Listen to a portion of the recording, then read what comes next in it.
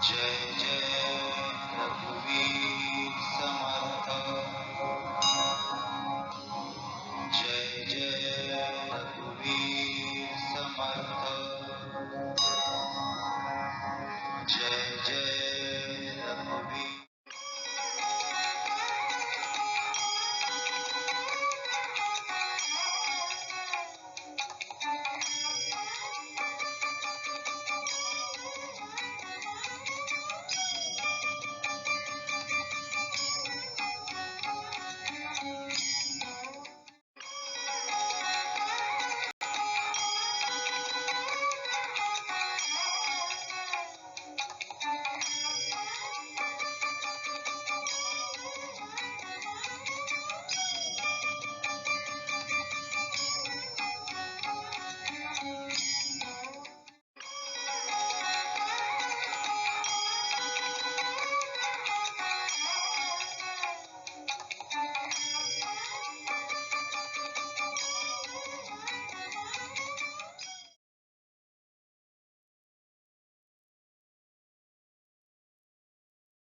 श्री राम जय जय राम।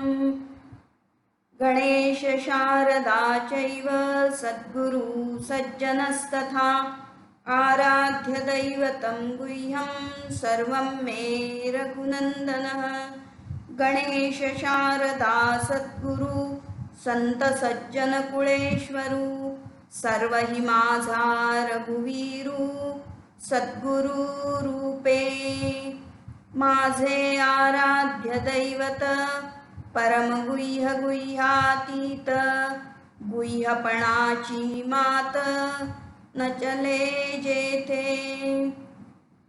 यो जातो मरुदंशजो क्षितितले संबोधयन् सज्जनान् ग्रंथं यो रचयन् सुपुण्यजनकम् श्रीदासबोधाभिधम्। यत्कीर्त्या पठनेन सर्वविदुषां स्वान्तापहारी सदा सोऽयं मुक्तिकरक्षितौ विजयते श्रीरामदासो गुरुः।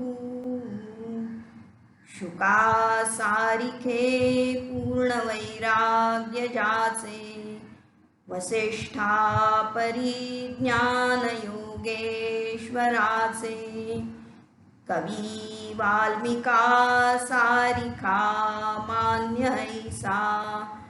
नमस्कार माझा सद्गुरु रामदासा।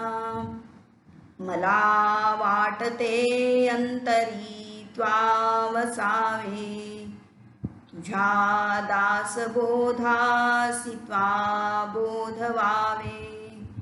अपत्या परिपाववी प्रेमग्रासा महाराजया सद्गुरो रामदासा।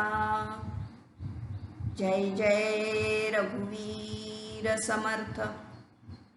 समस्त जन कल्याणे निरतं करुणामयं नमामि चिन्मयं देवं सद्गुरुं ब्रह्मविद्वरं। हरि ओम। आता सद्गुरु वर्णवेना असं म्हटलं तर आणि पुढे काय म्हटलं की नंतर शेवटी काय म्हटलं की म्हणून सद्गुरु वर्णवेना हे गेची माझी वर्णना। म्हणून माझी हीच वर्णना आहे। ग्रंथाचं जेव्हा अध्ययन किंवा ग्रंथरचना जी केली जाते त्याच्यामध्ये जी षड्लिंग सांगितलेली आहेत, अंग जी आहेत, ही ग्रंथाची अंग सांगितली आहेत, त्याच्यामध्ये पहिलं महत्त्वाचं अंग म्हणजे उपक्रम आणि उपसंहार। उपक्रम म्हणजे एखादं विधान जे आहे, एखादा विषय आपण तो निरूपणासाठी घेतलेला आहे आणि मग त्याची सुरुवात जशी केली तसंच शेवट पण झालेला पाहिजे, तेच विधान शेवटी आलं पाहिजे, त्याचं जे कन्क्लुजन जे आहे किती, म्हणून हे असं बरोबर आहे। मग अगदी तसंच इथे उपक्रम काय केला, सुरुवात काय केली, सद्गुरूंची वंदना सुरुवात करत असताना सद्गुरू काय म्हणाले की आता सद्गुरू वर्णवेना, आता मला काही सद्गुरूंची वर्णन करणं शक्य नाही आहे, मला करता येत नाही. आणि मग उपसंहार सुद्धा काय केला, म्हणून हेची माझी वर्णना की सद्गुरू वर्णवेना, हेच माझं वर्णन आहे. आता दोन्ही एकच आहे, पण मध्ये सगळं मग काय वर्णन केलं की ते सगळं दाखवून दिलं की कसं ते अवर्णनीय आहे, जे कसं वर्णनातीत आहे तेच माझी ही वर्णना आहे असं जेव्हा म्हटलं तेव्हा नक्की त्याच्यात काय सांगितलं.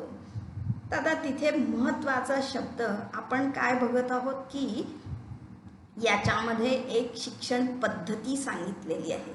आपली वैदिक सनातन पद्धती जी सांगितली आहे की भौतिक ज्ञान, जी सरस्वतीचं सगळं वर्णन आपण बघितलं होतं, भौतिक ज्ञान आणि त्याच्याबरोबर हे आध्यात्मिक ज्ञान, भौतिक ज्ञान आणि म्हणजे पराविद्या आणि अपराविद्या, ही लौकिक ज्ञान आणि हे सगळं ब्राह्मतेज आणि क्षात्रतेज, या दोन्हीचा समन्वय जेव्हा होतो, त्या दोघांची सांगड जेव्हा होतं तेव्हा ते खरं परिपूर्ण ज्ञान होत असतं. जे गुरुदेव वगैरे म्हणायचे की we want doctors, we want engineers, we want good doctors, good engineers. ते गुड म्हणजे काय, तर पूर्वीच्या काळी हे असं शिक्षण दिलं जायचं. लौकिक शिक्षणाबरोबर अध्यात्म शिक्षण सुद्धा दिलं जायचं. आता आपण म्हणूनच हे नक्की शिक्षण काय आहे, कसं आहे ते आपण पाहतो आहोत. आणि ते शिक्षण ज्यांनी घेतलं आणि ज्या शिक्षकाकडून घेतलं तर त्याचं वर्णन करत असताना तर काय म्हणतो आहे, जनरली आम्ही ना त्या शिक्षकांना काहीतरी नावं ठेवत असतो, पण सद्गुरू काय म्हणतात मला वर्णनच नाही त्यांचं करता येते. पण ते केव्हा म्हटले, एक एक शब्दावर आपण जेव्हा विचार करू शकतो की इतकं गहन आहे हे सगळं. सुरुवात काय केली त्यांनी, आता, आता सद्गुरू वर्णवेना म्हटलं आहे. या आपल्या अध्यात्मशास्त्रामध्ये आता या शब्दाला फार महत्त्व आहे. अथ ना, जेव्हा ज्ञानेश्वरांची पण जी पसायदान आता विश्वात्मके देवे, आता सुरू होतं. आता म्हणजे काय, आता म्हणजे त्यानंतर, या म्हणजेच की अशा एका अवस्थेला ते पोचलेले आहेत आणि त्या वेळेला ते म्हणतात की आता सद्गुरू वर्णवेना. जेव्हा उथळ होतं, बुद्धी नाठाळ होती, बुद्धी अगदी स्थूल होती, तेव्हा पाहिजे तितकं वर्णन आम्हाला करता येत होतं. वर्णन म्हणजे दोषच दिसत होते जास्त, आणि मग त्यानंतर थोडंसं काही त्यात नाही पण ते तसे होते, कडक होते, आम्हाला मारायचे, पण त्यांनी आम्हाला शिकवलं, गणित शिकवलं, आम्ही घडलो त्याच्यामध्ये, थोडंफार हे आलं. पण इथे म्हणजे इतकं ती स्थिती अशी आली की म्हणले आता सद्गुरू वर्णवेना, आता वर्णनच करता येत नाही. आणि मग ते कसं वर्णन करता येत नाही ते आपण एक एक ओवीनी पाहिलं होतं की ही भक्तीची स्थिती आहे आणि ते ब्रह्मज्ञान जे आहे ते ब्रह्मज्ञान ते वृत्तीच्या पलीकडचं आहे. तिथे मायेचा स्पर्श नाही आहे, तिथं द्वैत नाही, तिथे त्रिपुटी नाही, अनेकत्व नाही, जिथे आकार नाही, जिथे नाम नाही, तिथे असं ते वृत्तीरहित असं ते ज्ञान आहे. म्हणून तिथे वर्णन करणं पण म्हणजे मायेचा आधार, आम्ही अवनत होऊन केल्यासारखं वर्णन आहे. हा थोडक्यात आपण पाहिलं होतं. मग आता पुढे जसं की ते आता वर्णवेना जेव्हा म्हटलं तेव्हा काय वर्णन केलं आपण बघतो आहोत की शिक्षक, शिष्य आणि हे ज्ञान, या तिन्हीचं जे इथे पूर्णपणे घालून दिलेलं आहे. मग ज्ञान जे आहे ते ज्ञान तर सगळं बोध सगळा करणार आहेत सद्गुरू या ग्रंथामध्ये. संपूर्ण सिलेबस जो अभ्यासक्रम, जो ज्ञानाचा अभ्यासक्रम इथे आहे तो आपण करणार आहोत. पण हे ज्ञान ज्यांनी दिलं त्यांचं वर्णन करण्याचा प्रयत्न ते ज्ञान घेतल्यानंतर तो विद्यार्थी करतो आहे आणि तो म्हणतो की आता सद्गुरू वर्णवेना म्हणले. असं काय आहे हे ज्ञान, आणि असं ज्ञान दिल्याने तो शिष्य पण असा घडलेला आहे. आता जेव्हा वर्णन करताना पहिलं काय म्हटलं होतं की त्या मायेचा स्पर्श होतो आहे म्हणले, मायेचा भरोसा तुटला किंवा मायेच्या बळेने मी करेन म्हटलं, पण तिथे काही माया लज्जायमान झाली. म्हणजे काय हे ज्ञान म्हणजे काय आहे? आपण जेव्हा अध्यात्म म्हणतो, हे आत्मज्ञान म्हणतो, याच्यात फरक काय आहे, नक्की काय आहे? जेव्हा एकतर काय आपण पाहिलं होतं की हे अध्यात्म जेव्हा कधीतरी आम्ही आफ्टर रिटायरमेंट किंवा काही उरत नाही करायला तेव्हा आम्ही करतो, आणि सहसा काय होतं की आता कुठे उरलंय ज्ञान, ते काही करायला नाही म्हणून करायचं, किंवा फक्त नुसती हळद कुंकू फुलं घालून आम्ही ते ग्रंथाची किंवा गुरूंची पूजा करतो, इतकंच करतो. पण खरं ज्ञान काय आहे? जेव्हा हे ज्ञान होतं तिथे तुटला मायेचा भरोसा, माया लज्जायमान झाली. मग हे ज्ञान असं काय आहे? गुरु ज्ञान देतात म्हणजे काय होतं? तर खरं म्हणजे ज्ञान जेव्हा होतं, शिक्षण जेव्हा दिलं जातं, तेव्हा आमची स्थिती काय झाली पाहिजे ही सुंदर रीतीने इथे नाही का वर्णन केलेली. जर शिक्षण हे केवळ पोटभरू शिक्षण असतं तर मग ते वाघ सुद्धा त्या वाघाच्या पिल्लांना ते शिक्षण देत असतं. सगळे काय कावळे, चिमण्या, मांजरी, कुत्री आपल्या आपल्या पिल्लांना हे शिक्षण तर देतातच. त्या आणि मनुष्याच्या शिक्षणामध्ये मग काय फरक राहिला? आम्ही जर फक्त पोट भरण्यासाठी आणि काय अन्न वस्त्र निवारा एवढ्यासाठीच जर त्या शिक्षणाचा उपयोग आहे तर ते शिक्षण होऊ शकत नाही. मग सद्गुरूचा जेव्हा तो शिक्षक म्हणजे खरा कोण आहे, सद्गुरू ज्याला म्हटलं तर तो सद्गुरू खरा कोण आहे? असे शिक्षक आमच्या समाजामध्ये होते, असे शिक्षक घडवले जायचे. म्हणून तर इथे जसं आपण एक एक तरीच बघणार आहोत. खरा सद्गुरू काय म्हटलं त्याला, त्याचं वर्णन कशाने केलेलं आहे तर म्हणले सद्गुरू राजा आहे, तो विश्वंभर आहे, विश्वबीज आहे. तर आपण आता फार ना शाब्दिक फुलोरेच आहेत, मग ते शब्द मोठे मोठे आहेत, पण खरोखर त्या शब्दाचा व्यावहारिक अर्थ, व्यावहारिक स्तरावर जेव्हा आपलं सामान्य जीवन आपण जगतो आहोत तिथं काय सांगड घालायची तो आपण विचार करूया. इथे काय म्हणलं, तो सद्गुरू राजा आहे, विश्वंभर आहे, विश्वबीज आहे, म्हणजे काय आहे बरं? मोठे मोठे वेदव्यास, याज्ञवल्क्य ऋषी, या काळातले शंकराचार्य, विद्यारण्य स्वामी, त्यानंतर आमचे सगळे संत समर्थ वगैरे, हे सगळे यांची जर काय व्यक्तिमत्व पाहिली, ज्येष्ठ श्रेष्ठ अशी व्यक्तिमत्व पाहिली तर असं हे चित्र आम्हाला दिसू शकतं. पण आपल्याला अगदी व्यवस्थित पाहिजे आहे म्हणून मग त्याचंच भाष्य हे पुढचं आहे. हे पुढे जर विस्ताराने आपण जर विचार त्याचा केला तर आपल्याला नक्की कळेल की ते विश्वंभर म्हणजे कुठल्या दृष्टीने आहे. मग जो गुरु जो आहे त्या गुरुचं वर्णन करताना काय म्हटलं होतं की त्यांनी असं काही त्यांचं व्यक्तिमत्व असं काही आहे की ज्याच्यामुळे म्हटले अनावर माया ओसरे, म्हटलंय की माया जी आहे ती ओसरती आहे.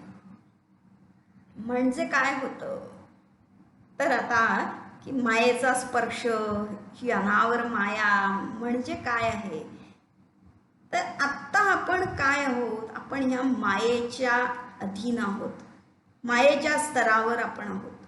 म्हणजेच काय की जीवन जे आहे, हे जीवन म्हणजे काय आहे तर अनुभवांची मालिका आहे. अनुभव आपण घेतो आहोत, मी आहे आणि जगत आहे, आणि ह्या जगताचा आपण इंद्रियांच्या द्वारे, या उपाधीच्या माध्यमातून आपण या जगताचा अनुभव घेतो आहोत.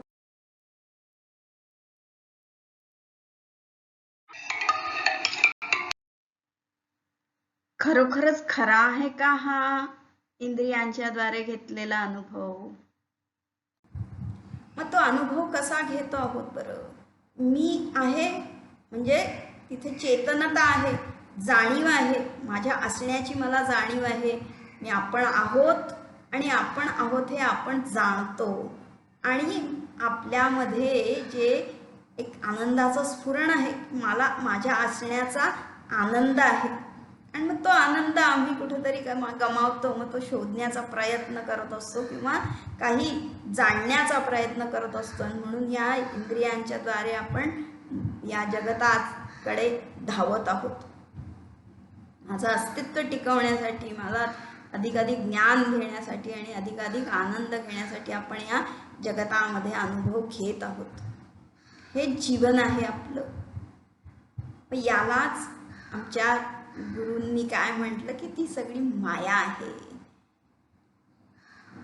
उपाधीच्या माध्यमातून जेव्हा आम्ही जगताचा अनुभव करतो, ह्या अनुभव म्हणजे हे मायारूप आहे. जी उपाधी आहे ती उपाधी म्हणजे माया आहे आणि ज्या उपाधीतून आम्हाला जो या जगताचा आभास होतो ते सगळं काय आहे ते मायारूप आहे. जेव्हा शुद्ध चैतन्य या उपाधींशी तादात्म्य पावतं तेव्हा तिथे वृत्ती उत्पन्न होते आणि मग ती वृत्ती बहिर्मुख या उपाधींच्या द्वारे बाहेर गेली की ह्या अनेकत्वाच्या जगताचा आपल्याला अनुभव येतो. मग आता हे जगताचा अनुभव आहे तर मग ह्या जगताचं ज्ञान हे सगळं आहे. प्रकाशाला रंग नाही, पण उपाधीच्या माध्यमातून आपण पाहतो तेव्हा त्याला रंग प्राप्त होतो. माया म्हणजे भास, ते खरं नाही. पाहायचंय तुम्हाला ही माया? पहा तर मग हे चित्र काय दिसतं आहे तुम्हाला? काळ्या रंगाकडे लक्ष द्या, चेहरे दिसतील. पांढऱ्या रंगाकडे लक्ष द्या, चषक दिसेल. काय खरं आहे? माया जे दिसते तसे नसते. पहा बरं, यामधले जे केशरी गोल आहेत ते आकारांनी सारखेच आहेत का? हो, अगदी सारखे आहेत, पण आपल्याला मात्र ते लहान मोठे दिसत आहेत. कारण आपण आपल्या दृष्टीने ज्याच्या संगतीत ते आहेत त्याच यांनी पाहतो आहोत. पण जे खरे गुरु आहेत, जे सद्गुरू आहेत, ते काय करतात? या जगताचा अनुभव जो आहे त्याच्या पलीकडे आम्हाला घेऊन जातात. म्हणजेच काय होतं तर जे अध्यात्म ज्ञान आहे की हे सगळं कसं चालतं, कोण अनुभव घेतो आहे, त्याच्याकडे ते नेण्याचा प्रयत्न करत असतात. हे सगळं अनेकत्वाचं जगत जे आहे आणि मग त्या कशामुळे आम्ही धावतो आहोत? ते आम्हाला इच्छा होत असते. इच्छा ही काय आहे? इच्छा कशातून आली, निर्माण झाली? माझी काय इच्छा असते? मला ज्ञान पाहिजे, मला माझं अस्तित्व टिकवायचं आहे आणि मला आनंद प्राप्त करायचा आहे. का बरं असं झालं? खरं जे शुद्ध चैतन्य इथं जे आहे ते काय आहे?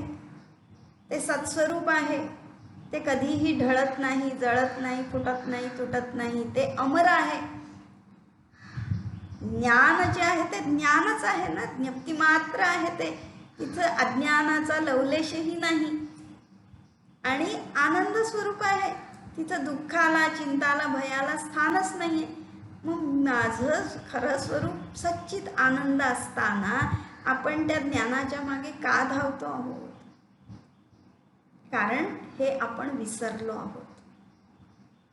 अज्ञान जे आहे की हे तादात्म्य पावल्यामुळे या वृत्ती ज्या निर्माण झाल्या त्या वृत्तींमुळे आपलं जे खरं स्वरूप आहे ते झाकलं गेलं, आवरण आलं त्याच्यावर. सगळ्या अज्ञानाचं जे या वासनांचं किंवा जे मल जो हा ज्ञानरूपी मल, त्याच्यामुळे हे आपलंच जे स्वरूप आहे, ज्ञानस्वरूप, आनंद स्वरूप, चित स्वरूप, ते झाकलं गेलं आणि ते झाकल्यामुळे मग मला माझं स्वरूप जरी झाकलं गेलं तरी माझं स्वरूप स्वरूपच आहे. मला आनंदीच राहायचं आहे. मला जाणीव म्हणजे ज्ञानच स्वरूपामध्ये राहायचं आहे. मग ते जे आहे तिथे जाण्याचा प्रयत्न आम्ही करत असतो आणि या जगतामध्ये तो आनंद ते ज्ञान शोधण्याचा प्रयत्न करत असतो. पण मग सद्गुरू काय करतात, ते आवरण काढून टाकतात आणि ते आवरण काढून टाकल्यावर आपणच ते ज्ञान आहोत, आपणच ते स्वरूप आहोत हे आपल्याला त्याची जाणीव करून देतात. म्हणून तर की जसं म्हणले, मग आता हे जे ज्ञान आहे हे ज्ञान म्हणजे काय आहे, तर ही दृष्टी आहे. म्हणजेच काय की जी दृष्टी, याचा अर्थ काय की आता आपण देहामध्येच असणार आहोत, त्या वृत्ती असणारच आहेत, पण त्या वृत्ती आत्ता काय आहेत, बहिर्मुखी आहेत. इंद्रियांकडे, इंद्रियांच्याद्वारे आम्ही जगताकडे धावतो आहोत. आणि मग ती वृत्ती जी आहे ती काय होती, आता विषयाकार होती आहे. तर सतत विषयांमध्ये ती जात आहे. त्या वृत्तीचा प्रवाह असणारच आहे. वृत्तींचा प्रवाह म्हणजे अनुभव आणि अनुभवांची मालिका म्हणजे जीवन. मग जीवन हे असणारच आहे, पण त्या जीवनाला आम्हाला आता ते वळण द्यायचं आहे. आणि ते वळण जे आहे ते जे देतात ते गुरु, ते काय करतात की ह्या वृत्तींचा प्रवाह तो जो बहिर्मुख आहे तो अंतर्मुख करतात. जी विषयाकार वृत्ती आहे ती ब्रह्माकार वृत्ती करतात. ईश्वराकार वृत्ती होते ती. आणि ती ईश्वराकार वृत्ती जेव्हा होते तेव्हा मग आम्ही जरी या देहामध्ये असलो, जरी बाहेरचं जग तर बदलणार नाही, ते असणारच आहे. आणि वृत्तींचा व्यापार सुरू आहे, वृत्ती सुरू आहेत, डोळे आहेत तर हे जग बघणार आहे. पण आमची वृत्ती काय झालेली आहे, ब्रह्माकार वृत्ती झालेली आहे. आणि मग तो ब्रह्माकार वृत्ती म्हणजे मग काय आहे, तर ते सगळं आमच्या व्यवहारामध्ये उतरतं. ईश्वरीय अनुमोदित, जसं म्हटलं आपण की आपण ईश्वराकार होऊन जातो. म्हणजे काय होतं, तर खरं म्हणजे की त्याच्याशिवाय काही दुसरं नाहीच आहे ना, ते चैतन्यच मुळी आहे. तर हे सगळं ज्ञान आम्हाला जो देतो तो सद्गुरू आहे. आता इथेच सगळं ज्ञान देता येणार नाही ना, ते हे ज्ञान सगळं आपल्याला पुढे मिळणार आहे. हा विषयात आपल्याला जाताच येत नाही आहे. पण एकूण रूपरेखा जी आहे की सद्गुरूला जेव्हा असं म्हटलं की वर्णवेना म्हणजे काय आहे, तर केवळ व्यावहारिक ज्ञान न देता हा जीव जो आहे, आमच्या ह्या उपाधी आहेत, त्या उपाधींचा आम्ही कसा उपयोग केला पाहिजे आणि त्याला असं घडवलं पाहिजे. म्हणजे सोप्या शब्दात आपण म्हटलं तर हे जे ज्ञान आपण घेतलं, त्या व्यवहाराचं ज्ञान आणि त्या व्यवहार ज्ञानाला योग्य ते संस्कार जेव्हा घडतात, वृत्ती ही काय आहे, ही वृत्ती सांस्कारिक आहे. ती वृत्ती सतत तुटत असते पण परत येत असते ना. ते काय म्हटलं, ऊर्ध्वमूलमदशाखम अश्वत्थम प्राहुरव्यय. अश्वत्थ आहे आणि अव्यय आहे, ती सतत बदलती आहे, तुटती आहे, पण तो प्रवाह अव्यय असा चालू आहे. ती वृत्ती सांस्कारिक आहे. हे संस्कार जे आहेत ते संस्कार, जसं इथे कसं म्हटलं की जैसे सूर्यप्रकाशे अंधारे पळून जाई. संस्कार जे आहे, मना तेजवी संस्कार, मना उद्धरी संस्कार, मना भूषवी संस्कार, मना आधार संस्कार. हे संस्कार जो आहे तो आमच्या मनामध्ये तेज आणतो, प्रकाश आणतो. आणि त्याच्यामुळे आपण जे शिकलेलो आहोत, आपण जे गणित शिकलो, जे शास्त्र शिकलो, त्याचा योग्य पद्धतीने वापर करणं. योग्य म्हणजे काय की ज्याच्यामुळे माझा उद्धार होईल, समाजाचा उद्धार होईल, काहीतरी त्याच्यामध्ये चांगलं होईल, असं जे सांगणारं ज्ञान जे आहे ते संस्कार म्हणजे ते सद्गुरू देत असतात. ज्याच्यामुळे आमचा उद्धार होतो, ज्याच्यामुळे आपण आपलं जीवन आभूषित होतं, सुंदर बनतं. आणि त्या आपलं जीवन सुंदर होतं तेव्हाच आपण दुसऱ्यांना सुंदर बनवू शकतो. आपल्या आजूबाजूचं जगत जे आहे ते आपण सुंदर बनवू शकतो. ते म्हणजे खरं हे संस्कार आहेत.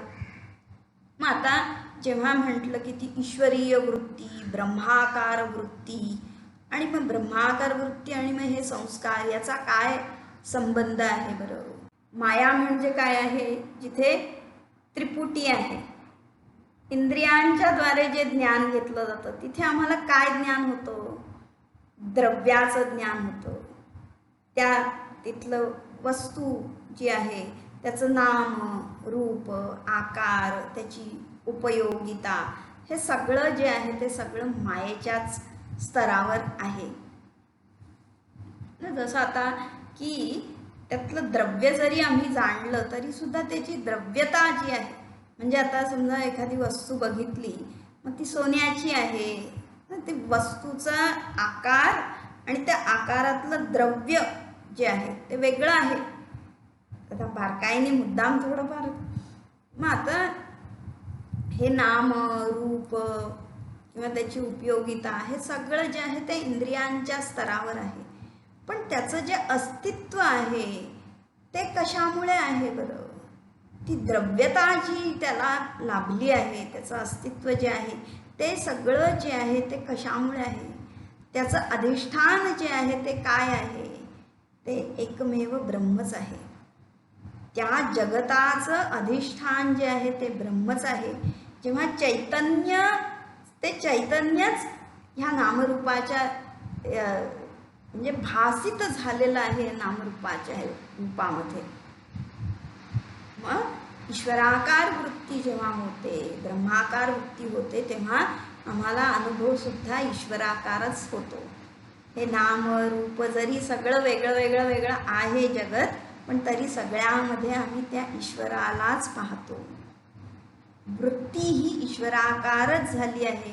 तर मी पाहणारा पण ईश्वर आहे, ते शुद्ध चैतन्य आहे, आणि ती वस्तू सुद्धा चैतन्यच आहे. तो केवळ आभास आहे ना. हे टेक्निकल सगळं विषय आहे तो सगळा, पण तो विषय जाणायला आपल्याला ज्ञान ते घ्यायचं आहे. हेच तर सिलेबस आहे, हा सगळा अभ्यासक्रम तो आहे. पण हे ज्ञान का आवश्यक आहे? कारण आपल्याला काय हवं आहे? जीव ते परिपूर्णता देण्यासाठी आहे. आम्ही जर फक्त नामरूपामध्येच राहिलो तर त्या आभासामध्येच राहतो आहोत. मग त्या आभासामध्ये परिपूर्णता नाही आहे. तिथं दुःख आहे, तिथं सीमा आहे. सीमा आहे म्हणजे तिथं पारतंत्र्य आलं, पराधीनता आली. मग पराधीनता म्हणजे स्वातंत्र्य नाही, मुक्ती नाही. आम्हाला आमच्या कर्माचा भार वाटायला लागतो. जेव्हा पराधीनता नाही, स्वाधीनता जिथं आहे, की जेव्हा मी ईश्वर आहे आणि ते समोरचं पण मीच आहे असं जेव्हा पाहिलं ना, अत्यंतिक प्रेम जेव्हा असतं, तेव्हा जेव्हा आम्ही ते कर्म करतो त्या कर्माचा आपल्याला भार वाटतो का? बंधन वाटतं का? ते उलट ते धर्म बंधन राहत नाही. उलट ते आपण स्वतःहून ती जबाबदारी घेत असतो. म्हणून की हे जेव्हा ईश्वरी ज्ञान, आत्म्याचं ज्ञान जे आहे ते ज्ञानामुळेच खरी मुक्ती मिळत असते. आणि ते जे ज्ञान देणारे आहेत ते सद्गुरू आहेत, हे संस्कार आहेत. अध्यात्मज्ञान म्हणजे काही कर्म नव्हे. कर्म म्हणजे हे भौतिक ज्ञान आहे, आणि त्या कर्माला या आत्मज्ञानाची जोड जी आहे, संस्कार जे आहेत ते जे आहेत ते म्हणजे खरं परिपूर्ण असं शिक्षण. आणि त्याच्यामुळे काय झालं त्याच्यामुळे म्हटले की माझं संपूर्ण हे माया जी आहे, नामरूपाचं जगत जे आहे ते पूर्ण ओसरून गेलं आणि प्रत्यक्ष सगळीकडे ब्रह्मरूपच आम्हाला दिसायला लागलं. मग ते त्याच्यात काय म्हटलं होतं की जसं की जो गुरु आहे त्या गुरुप्रमाणेच मला देखील त्यांनी गुरुच केलं. शिष्य नाही राहिला तर शिष्य देखील गुरुच बनला आहे. गुरु बनला म्हणजे काय झालं, तर त्याचा विस्तार पुन्हा सगळा आहे. तर एक एक पैलू आपण ते पाहतो आहोत की शिक्षण म्हणजे हे भौतिक ज्ञान आणि आध्यात्मिक ज्ञान ह्या दोन्हीची सांगड म्हणजे शिक्षण आहे. आणि शिक्षण जे आम्हाला मुक्त करतं, परतंत्र न ठेवता स्वाधीन करतं, ते खरं शिक्षण आहे. आणि ते शिक्षण देणारा जो आहे तो सद्गुरू आहे.